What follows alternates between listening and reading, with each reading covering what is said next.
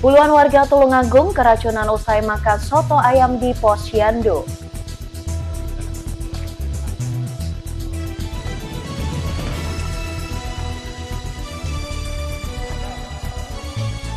Petani Blitar tuntut tambang pasir di Kali Putih ditutup.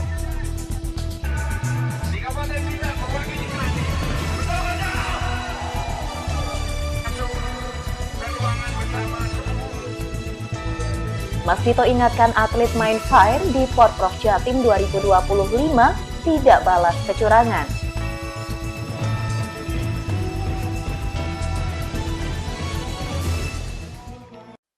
Pemirsa, apa kabar Anda hari ini? Senang sekali Warta 6 kembali hadir menyapa Anda. Selama 30 menit ke depan, kami akan menyajikan beragam informasi menarik, teraktual dari Kediri dan sekitarnya. Bersama saya Rosi Dian, berikut Warta 6 selengkapnya.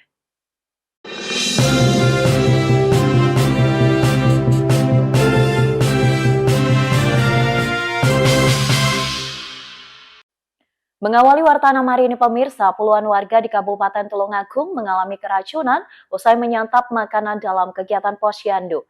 Mereka merasakan sakit perut dan mual setelah menikmati makanan paket soto ayam yang dibawa pulang setelah pemeriksaan Posyandu tersebut. Hingga saat ini polisi masih melakukan penyelidikan terkait kejadian ini. Puluhan warga di Desa Wonorejo, Kecamatan Sumber Gempol, Kabupaten Tulungagung mengalami keracunan usai menyantap makanan yang dibagikan dalam kegiatan Posyandu.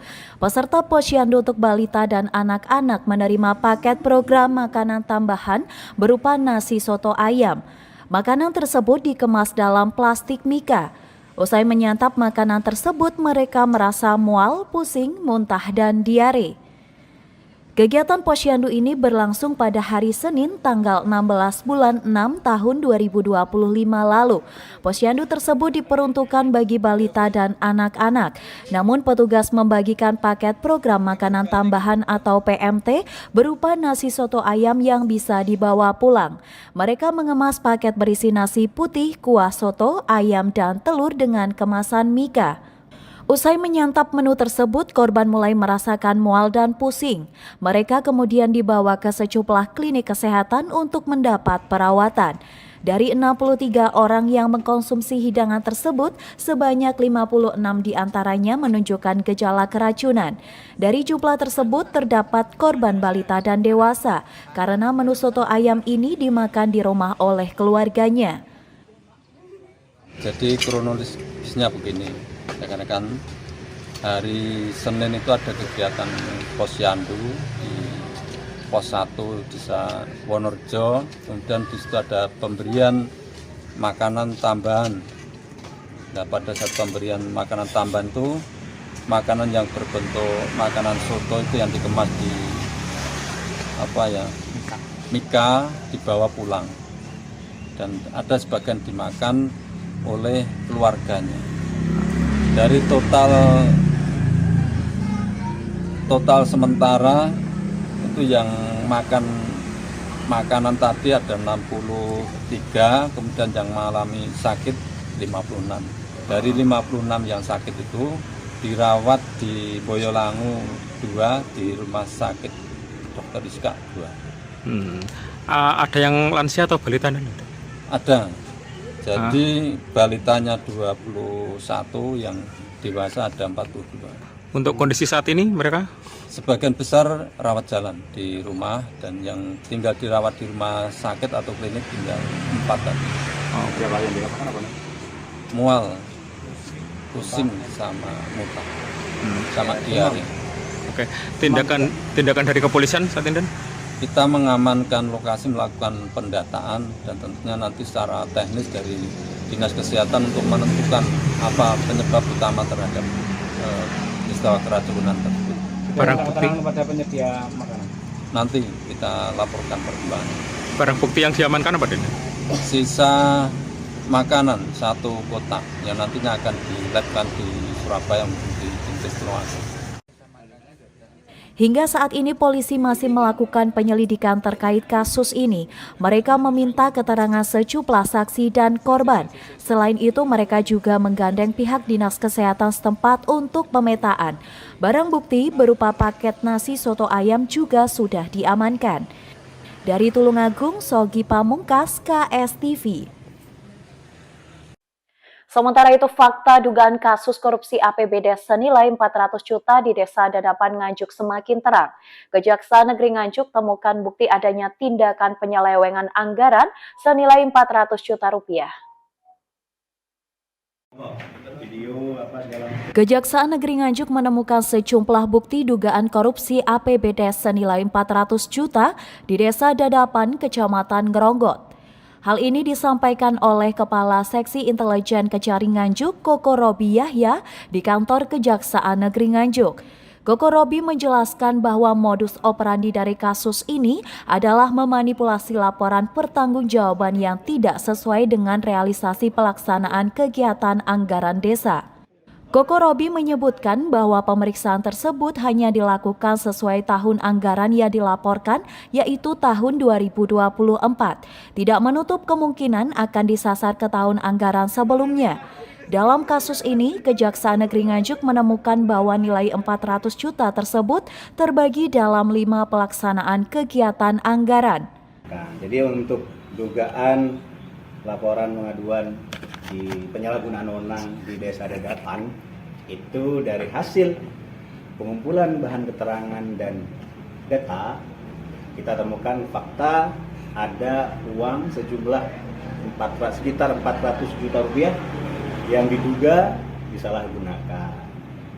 Dan seperti yang kita ketahui bersama, dari tata cara pelaksanaan pengelolaan keuangannya sudah salah.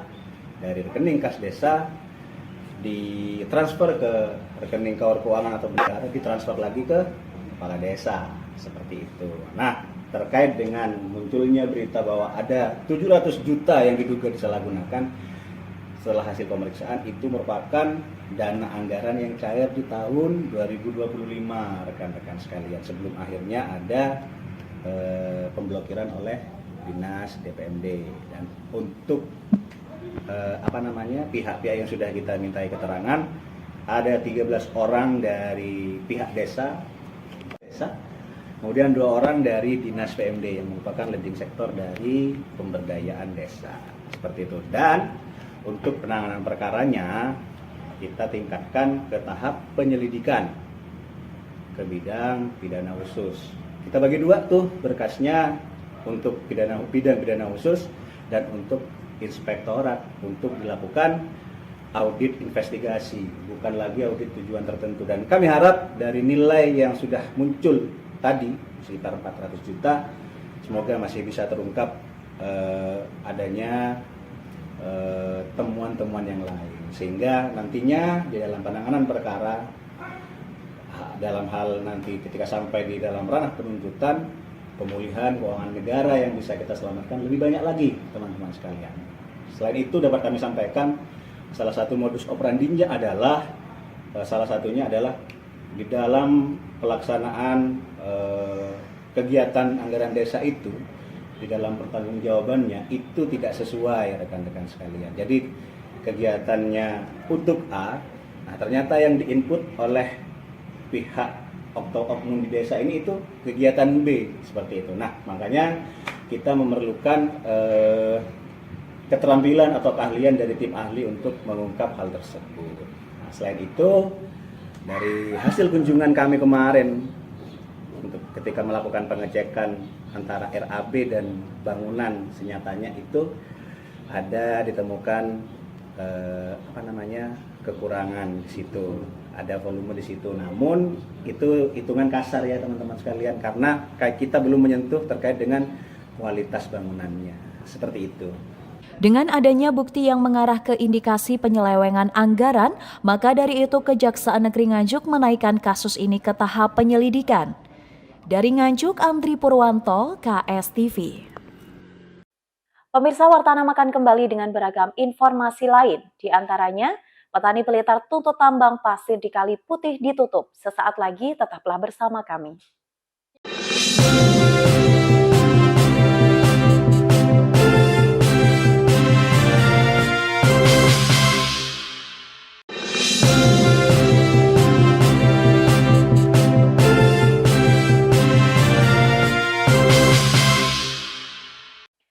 Terima kasih Anda masih setia bersama kami. Pemirsa, ratusan petani menggelar aksi damai di depan gedung DPRD Kabupaten Blitar.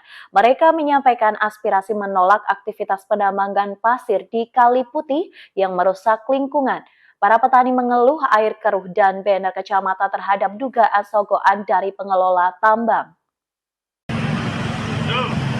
Beginilah situasi di depan kantor DPRD Kabupaten Blitar saat ratusan petani berbondong-bondong datang. Para aksi yang terdiri dari 4 kecamatan di sekitar kawasan Kali Putih melakukan aksi damai menolak aktivitas tambang pasir menggunakan alat berat yang dinilai merugikan masyarakat. Para petani membawa berbagai poster berisi kecaman. Tak hanya itu, beberapa warga menunjukkan bukti dugaan sogokan yang diterima warga dari pengelola tambang. Mereka menuntut DPRD dan pemerintah Kabupaten Blitar untuk segera turun tangan dan menutup seluruh aktivitas tambang pasir yang menggunakan alat berat di sepanjang kawasan Kali Putih yang telah menyebabkan kerusakan lingkungan. Itu sudah diagendakan seluruh petani dari 4 kecamatan, hanya juga disebutkan ya, kecamatan Manusia, itu apa aksi damai, bukan demo ya, aksi damai. Jadi aksi damai ini untuk apa? Untuk langsung aja warga petani itu tidak setuju adanya tambang, ya, tidak setuju adanya tambang di daerah mana itu, khususnya di Tunggal Besari ya, titik tambang di Kali Putih itu ya. Terus warga semuanya itu menolak keras. Karena apa? Sebab karena tambang itu ditutup karena apa? Dampaknya itu banyak sekali. Ya, dampak dari pertambangan itu apa? Perairan sawah itu ya, air menjadi keruh. Dulu waktu kecil katanya bapak-bapak di situ ya, waktu kecil bisa buat renang, bisa buat mandi. Dan sekarang arpe raup ibaratnya ya, bahasa Jawanya arpe raup nggak mentolo lah. Jadi dengan adanya orasi ini, tambang untuk keseluruhan petani menghendaki ditutup saja. Karena apa? Manfaat dan madorotnya itu banyak madorotnya.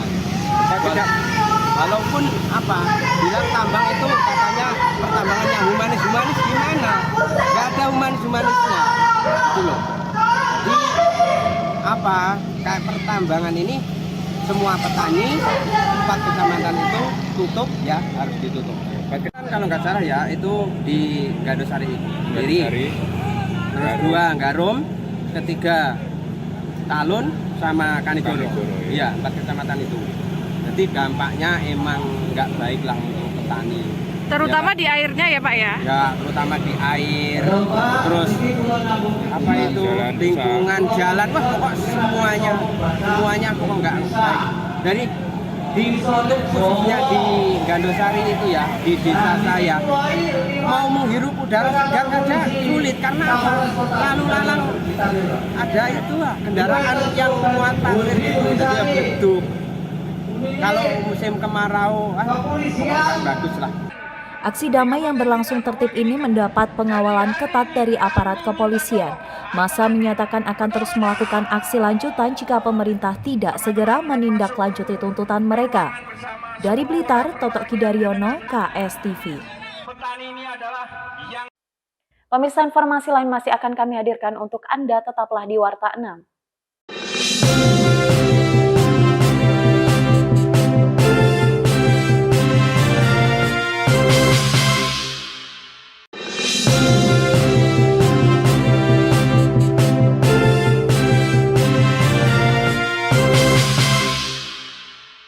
Terima kasih Anda masih setia bersama kami. Pemirsa, Bupati Kediri Hanindito Himawan Pramana meminta para atlet untuk tetap fokus pada pertandingan jika nantinya mendapati kecurangan dalam Pekan Olahraga Provinsi atau Porprov Jawa Timur 2025. Menurutnya, performa atlet bakal lebih maksimal jika tidak menanggapi intrik yang terjadi. Bupati Kediri Hanindito Himawan Pramana meminta para atlet untuk tetap fokus pada pertandingan jika nantinya mendapati kecurangan dalam Porprov Jawa Timur 2025. Menurutnya, performa atlet bakal lebih maksimal jika tidak menanggapi intrik yang terjadi. Mas Dito menghimbau agar para atlet terus bermain sportif dan fair. Terlebih, para atlet telah melakukan serangkaian persiapan panjang untuk gelaran olahraga setingkat provinsi tersebut, sehingga persiapan yang dilakukan tidak akan terganggu sedikit pun oleh tantangan di arena, termasuk potensi kecurangan. Penekanan tersebut bukan tanpa alasan. Dikatakan Mas Dito, pihaknya kerap mendapat laporan terkait kecurangan. Laporan ini datang dari beberapa cabur di event serupa beberapa tahun belakangan. Dengan pengalaman tersebut, Mas Dito juga meminta kepada KONI Kabupaten Kediri serta pelatih dan jajaran ofisial untuk terus mengawal para atlet, sehingga target masuk 5 besar Porprov 9 bisa terpenuhi. Fokus terhadap permainan, kalau dicurangi jangan balas curangi, karena pengalaman saya di beberapa Porprov dapat laporan dari beberapa cabur, kami dicurangi begini mas, kami dicurangi begini mas, kita tetap fair. Dari Kediri, Yanuar Dedi, KS TV. Pemirsa, informasi mengenai Bupati Kediri Hanindito Himawan Pramana meminta para atlet untuk tetap fokus pada pertandingan jika nantinya mendapati kecurangan dalam Pekan Olahraga Provinsi atau Porprov Jawa Timur 2025 tadi mengakhiri perjumpaan kita hari ini. Saya Rosi Dian mewakili seluruh kerabat kerja yang bertugas mengucapkan terima kasih atas kebersamaan Anda dan sampai jumpa.